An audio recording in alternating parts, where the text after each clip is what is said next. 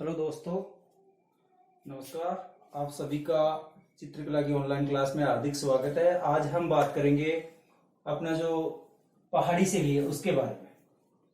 कौन सी शैली के बारे में? पहाड़ी शैली के बारे में।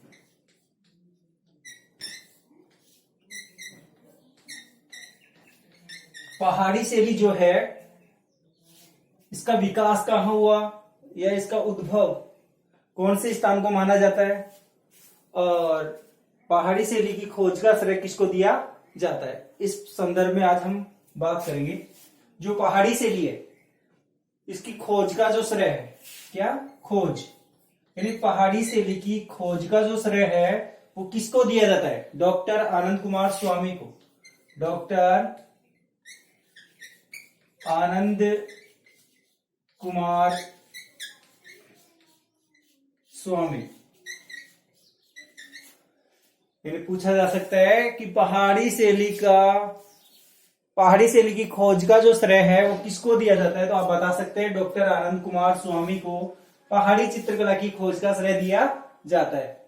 पूछा जा सकता है पहाड़ी चित्रकला की खोज कब की, तो पहाड़ी चित्रकला की खोज 1910 ईस्वी में की गई। कब की गई? 1910 ईस्वी में। यानी जो पहाड़ी चित्रकला है इसकी खोज 1910 ईस्वी में की गई। किसके द्वारा? डॉक्टर आनंद कुमार स्वामी के द्वारा। डॉक्टर आनंद कुमार स्वामी के द्वारा पहाड़ी चित्रकला की खोज 1910 में की गई। इसके बाद में जो है पहाड़ी जो चित्रकला है इसको किसको? पहाड़ी चित्रकला को डॉक्टर आनंद कुमार स्वामी ने दो भागों में बांटा। कितने भागों में? दो भागों में। एक तो उत्तरी और एक दक्षिणी।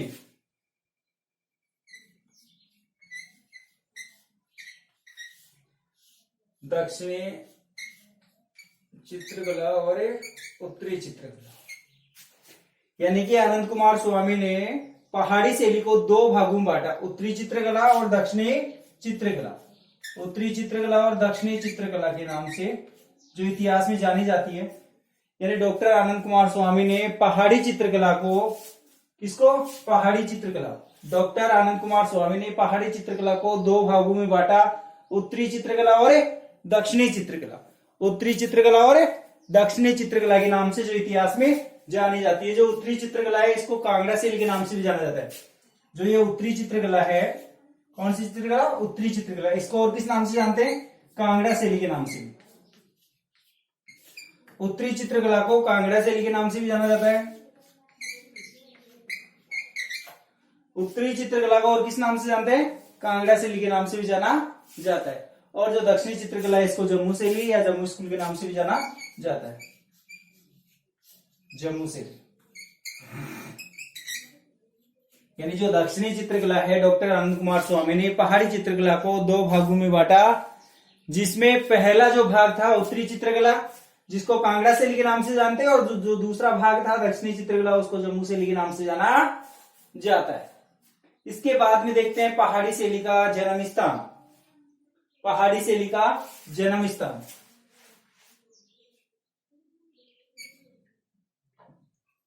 पहाड़ी शैली का जन्म स्थान।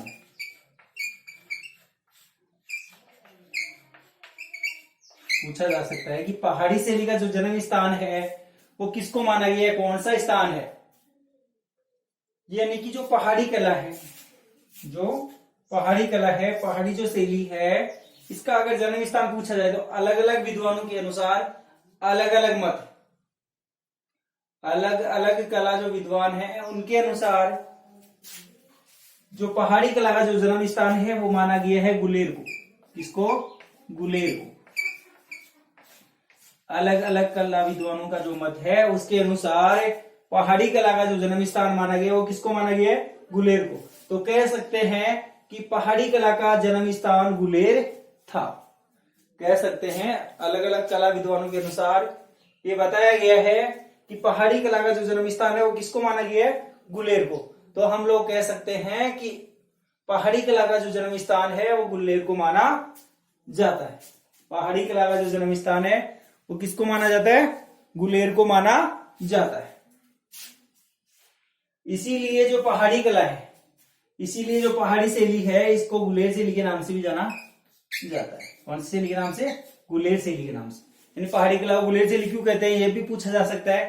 तो हम कह सकते हैं यानी पहाड़ी कला का जो जन्म स्थान है वो किसको माना गया है? गुलेर को माना गया है। इसलिए पहाड़ी कला को गुलेर कला के नाम से या गुलेर शैली के नाम से भी जाना जाता है। इसके बाद में देखते हैं जो पहाड़ी शैली है इसका सर्वश्रेष्ठ काल, पहाड़ी शैली का सर्वश्रेष्ठ काल, पहाड़ी शैली का सर्वश्रेष्ठ काल।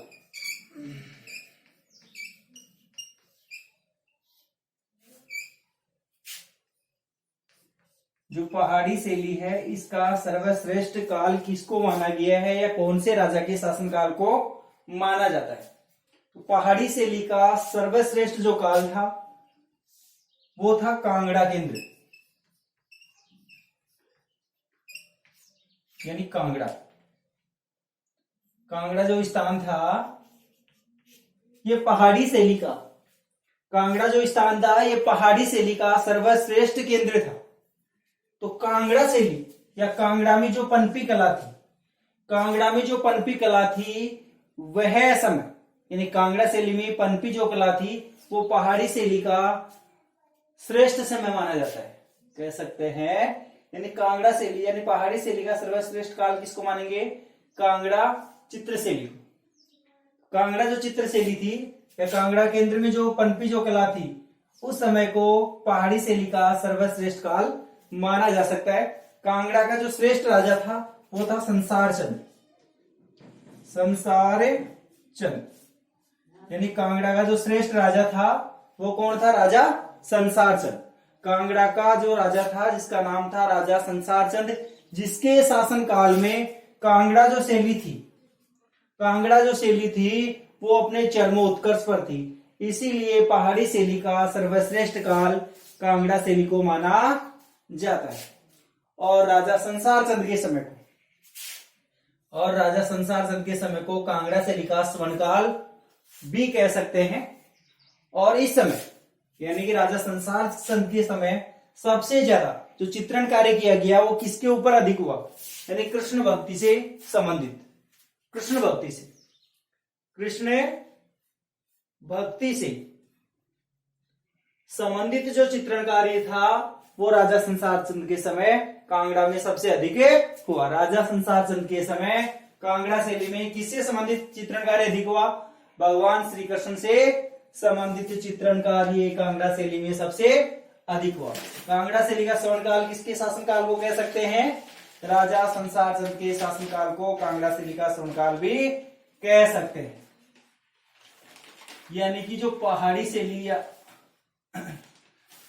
शैली थी, कहने का मतलब इसके चित्रकारों का कांगड़ा आने का मुख्य कारण है, चित्रकारों का कांगड़ा आने का मुख्य कारण। आगे हम जो टॉपिक देखेंगे वो है चित्रकारों का कांगड़ा आने का मुख्य कारण क्या था। चित्रकारों का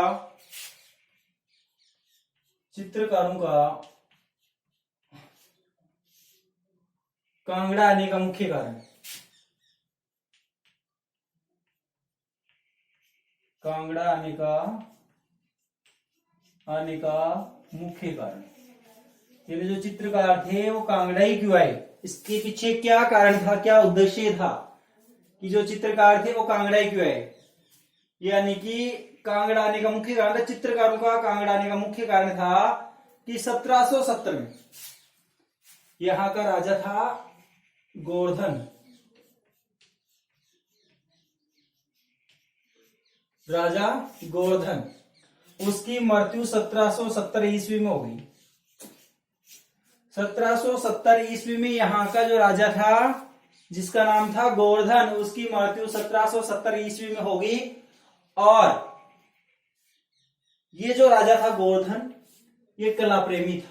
इसके शासनकाल में कला का अच्छा विकास हो रहा था। कहने का मतलब राजा गोवर्धन के समय जिसकी 1770 में मृत्यु होगी और इसके बाद में कला जो थी वो बिल्कुल अपने पतन की ओर अग्रसर होने लगी। इन सबको देखते हुए यहाँ के जो चित्रकार थे उनको अनुकूल वातावरण नहीं मिला। यह सब कारण होते हुए यहाँ के चित्रकार इस स्थान को छोड़ के कहाँ आ गए, कांगड़ा आ गए। तो मुख्य कारण था कि राजा गोवर्धन चंद की मृत्यु 1770 में होने के बाद में यहाँ के चित्रकारों को अनुकूल वातावरण नहीं मिला। इस कारण से कांगड़ा के लिए प्रस्थान करके या कांगड़ा के लिए प्रस्थान करने लगे। 18वीं सदी के यानी जो कांगड़ा था ना, ये कांगड़ा स्थान 18वीं सदी के अंतिम वर्षों में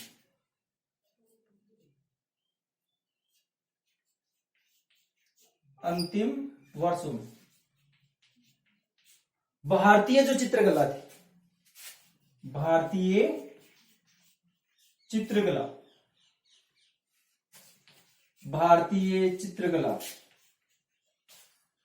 भारतीय चित्रकला का श्रेष्ठ केंद्र था। कह सकते हैं कि 18वीं सदी के अंतिम वर्षों में जो भारतीय चित्रकला थी, भारतीय चित्रकला का श्रेष्ठ केंद्र था कांगड़ा। 18वीं सदी के अंतिम वर्षों में भारतीय चित्रकला का श्रेष्ठ केंद्र था कांगड़ा। कौन सी सदी में भारतीय चित्रकला का श्रेष्ठ केंद्र था कांगड़ा? 18वीं सदी के अंतिम वर्षों में कांगड़ा भारतीय चित्रकला का मुख्य केंद्र था या श्रेष्ठ केंद्र था। इसके बाद में देखते हैं पहाड़ी शैली की उपशैलियां। पहाड़ी शैली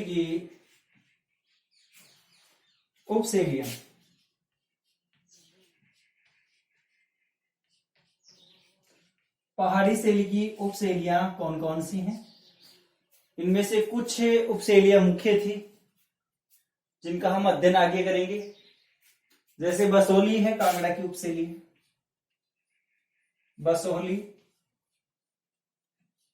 बसोली शैली, ठीक है। कांगड़ा शैली, ये भी इसकी उपशैली है, पहाड़ी शैली की। कांगड़ा शैली है, गढ़वाल शैली है, पूंछ, श्रीनगर, जम्मू शैली है,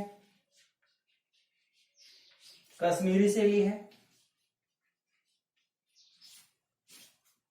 ये सारी की सारी पहाड़ी शैली की क्या है, उपशैलियां। कुल्लू है, मंडी आदि प्रमुख उपशैलियां थी, उपशैलियां।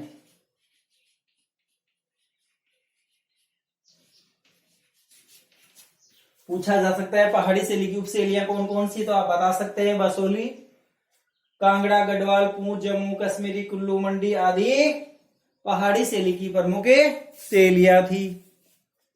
इसके बाद में आगे हम बात करेंगे बसोली शैली के बारे में। अगर मेरा वीडियो आपको अच्छा लगे तो लाइक और सब्सक्राइब करना ना भूलें। धन्यवाद।